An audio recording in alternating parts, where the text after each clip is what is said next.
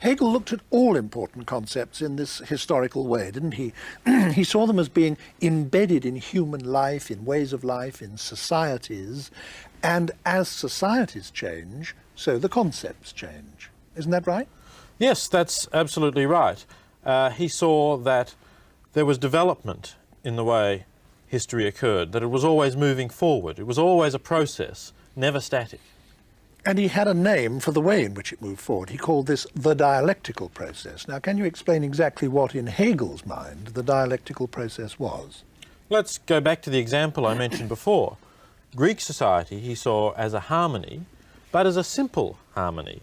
A simple harmony in the sense that people had not developed the alternative notion of individual conscience. There was harmony between the individual and society because individuals hadn't really thought about things themselves.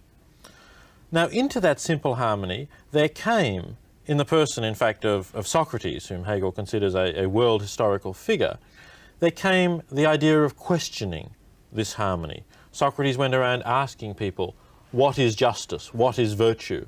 And when they tried to answer, they realized that they'd accepted certain conventions which Socrates had no trouble in showing could not be sustained. So the simple harmony of Greek society broke down, and because Socrates broke it down, incidentally, Hegel thinks that the Athenians were quite right to condemn Socrates to death. He was genuinely corrupting and subverting Athenian society.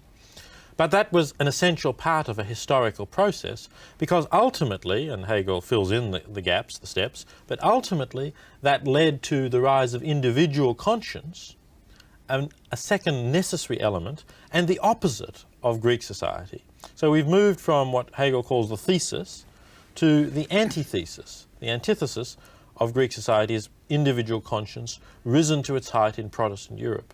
But that too turns out to be unstable.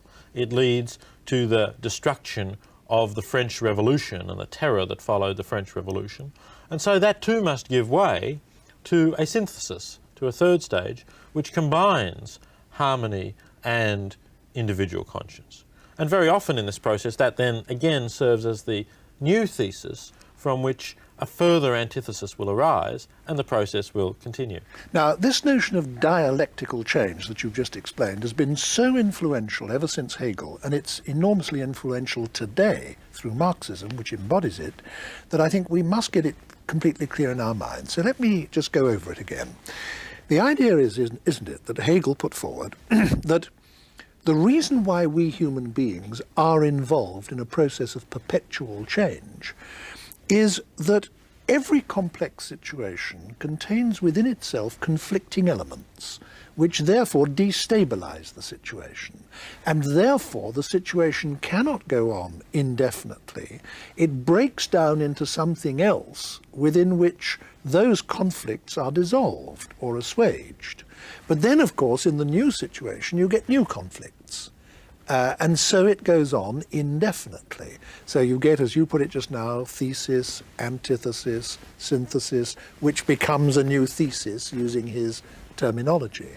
And this, Hegelians and following them Marxists think, gives us the key to history, to understanding historical change, the dialectical process.